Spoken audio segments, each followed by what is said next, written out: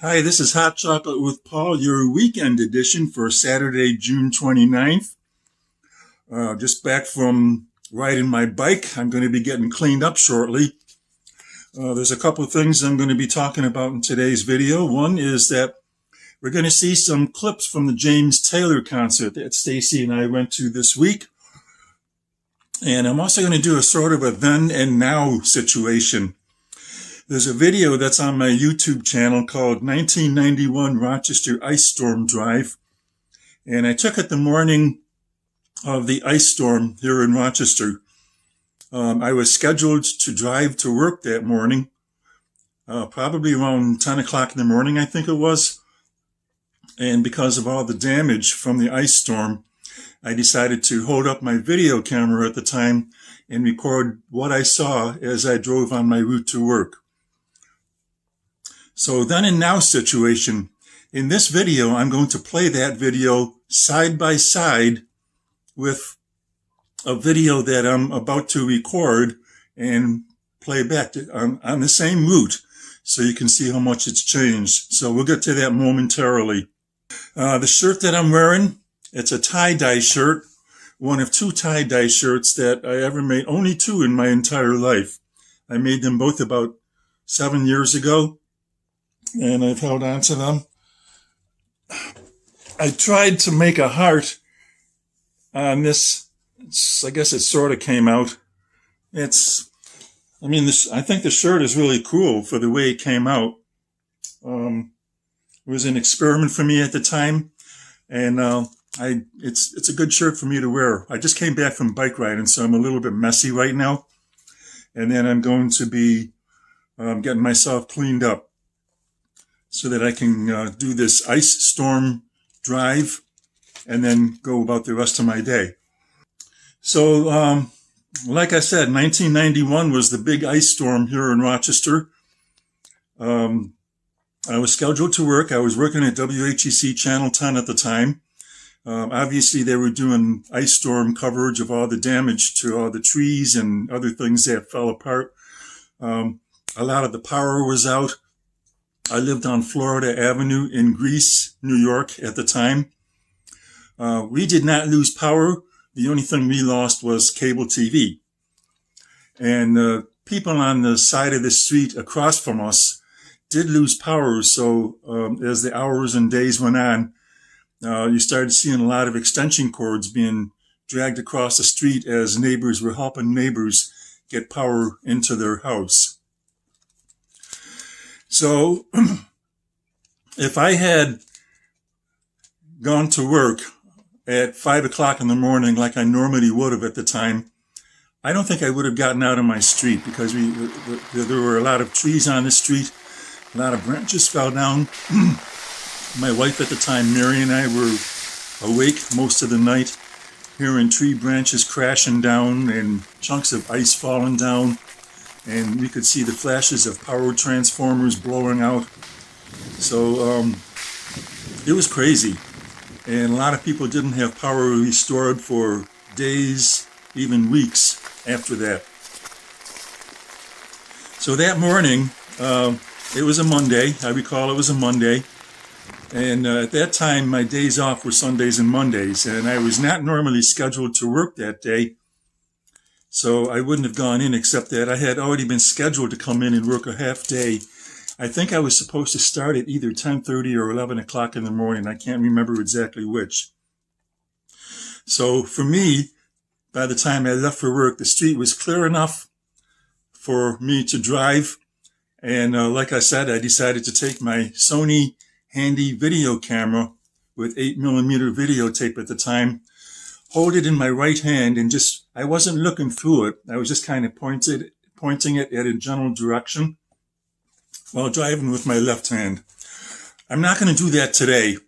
People have yelled at me for doing that at the time. It wasn't the smartest thing. Of course, we didn't have cell phones then. So there was no law about holding any kind of a gadget while driving, but still, it wasn't the smartest thing to do. But I did it. It's on tape, and that's what it was. So what I'm going to do now is I'm going to quickly take a shower so I can get cleaned up, and then we're going to go on this Ice Storm Drive, and you're going to see a double box where I'm retracing the same route that I took from Florida Avenue to East Avenue in downtown Rochester, and we'll see how much has changed since then.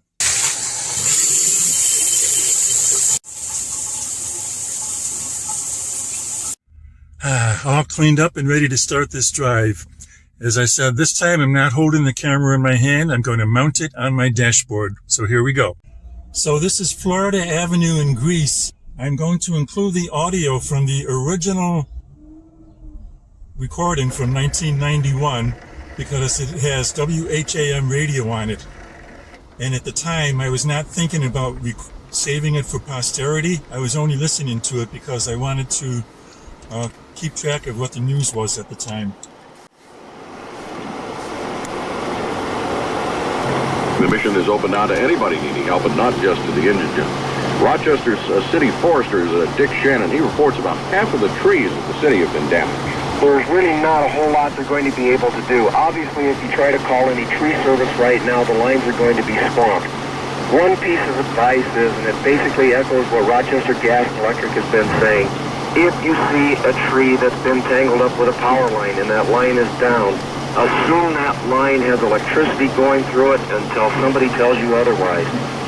He says a lot of the trees may be missing only a limb or two, that is. Others are basically destroyed. And from he and all the other folks too, comes a warning to everybody not to walk beneath the ice-covered trees or ice-covered buildings because the ice is falling off along with the limbs and you could get injured. Please be aware that all those limbs that fell down that you're walking around looking at came from the trees over your head or could come down. Please be careful in walking around out there. Bob Longo of WHAM is, I believe, currently at the Lincoln Tower here in town where the ice has been coming off the side of that building. Bob, what do you got out there? That's right, Bill. This is a sight and sound like none I've ever seen before. I'm on Clinton Avenue between the B. Foreman building and the Lincoln Tower. The skyway between the two buildings has been shut down. Much of the lower floors of the Lincoln Tower also have been evacuated. What has been going on is this. This tower, like many buildings in Rochester, has become coated with a thick layer of ice overnight and early this morning because of the temperature and because of the amount of sheer glass on this tower. The ice now is beginning to break away in huge 6 by 10 foot sections and come toppling down. Here comes another one right now, coming down hundreds of feet away from the building. They're slamming into the buildings next door, slamming down on the street. So far, no one has been hurt here. The situation seems to be under control right now. Some of the windows look like they've got cracks on the bottom floors here. Obviously, they've been hit by falling ice from above. If you don't have to go someplace, a lot of businesses are closed anyway. And one other thing, as Jeff pointed out a short time ago, if you're wondering about an event being held or not being held, please just listen to the radio. We will get the announcements on for you. And we'll check the weather forecast in just a moment. Hi, this is Jack Palvino. Super 7 RPO Concert Pass for 2 for the remainder of the 91 concert series. Just by filling out and returning the Valpak Rally coupon. It's our thank you for helping us achieve the solid success of Rally Round Rochester. Now here's WHAM's radar weather in Rochester and western New York. Ice storm conditions tonight, freezing rain and rain, turning back to sleet and snow. Significant icing will continue for a time on some trees and power lines before the changeover to snow. Snow will then accumulate 2 to 4 inches this afternoon and early tonight. Temperatures today hovering within a few degrees of 32. Later tonight, snow tapering below 23 to 28. Tomorrow, mostly cloudy with flurries, with temperatures climbing above freezing area-wide. The high tomorrow, 35 to 40. Flurries and sprinkles Wednesday. Now, you must understand I'm talking about everything from down to the Pennsylvania border to well north of Lake Ontario. And as far as you can see in either direction, it's a large area of precipitation. 31 degrees, and I'm Bill Lau. Now more than ever, you need Rochester News Leader, the 1180 WHAM. The views expressed in this program do not necessarily reflect those. So right about there is where I turned my radio off.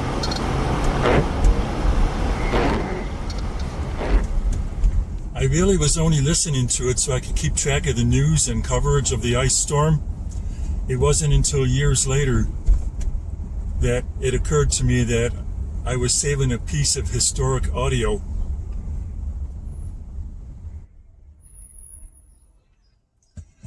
The one thing about my old car from back then is that the windshield wipers were very noisy. And if you look at my original video, you'll see that people complained about the windshield wipers. So, at least at this point for the remainder of this video, we don't have to listen to that anymore.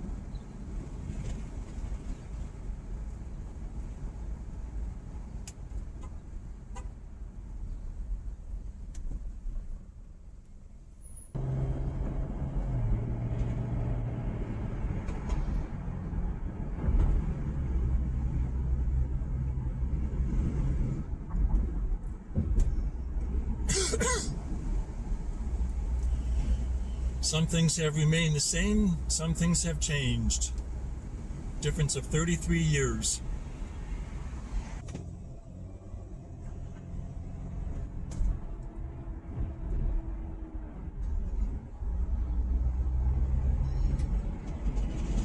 As I said, I was on my way to work that morning.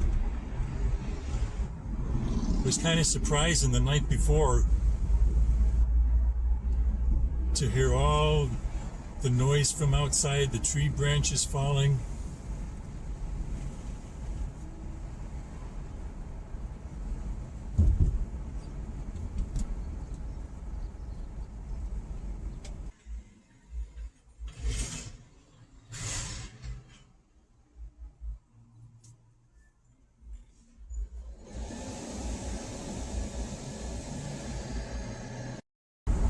Of course, one big change since back then is that they took out part of the inner loop.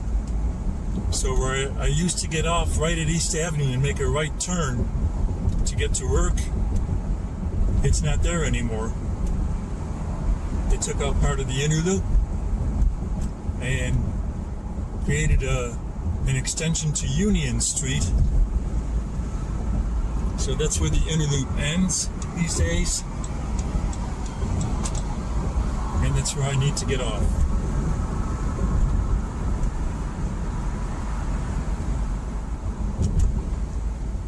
Used to be that the inner loop would keep going straight right through where this building is now. Now I go over here to Union Street,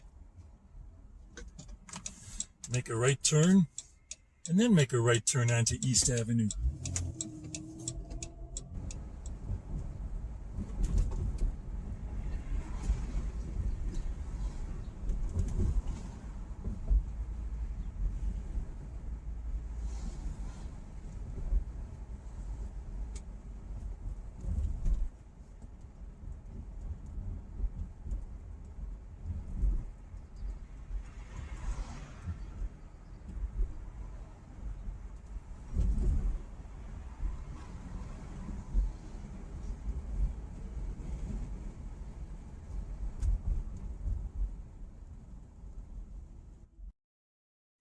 And there you have it, retracing my ice storm drive from home to work in 1991. The original video you can find right here on my YouTube channel. It's labeled 1991 Rochester Ice Storm Drive. It was posted 14 years ago, and since then has had over 62,000 views. So if you want to see it by itself, go look for it on my YouTube channel. Earlier this week, Stacy and I had the opportunity to see James Taylor in concert in Syracuse. Here's a few highlights from that. I got the environment seen. Seen sightings that I thought they'd never end. I've seen all the times that I could not find a friend. But I always thought I'd see you again.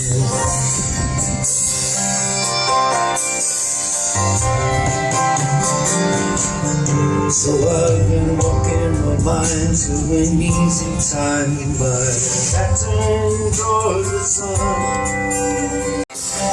It's been long time, don't you know? It's been getting right all the time.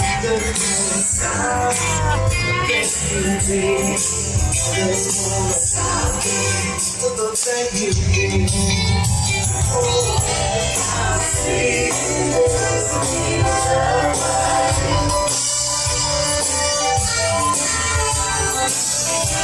I see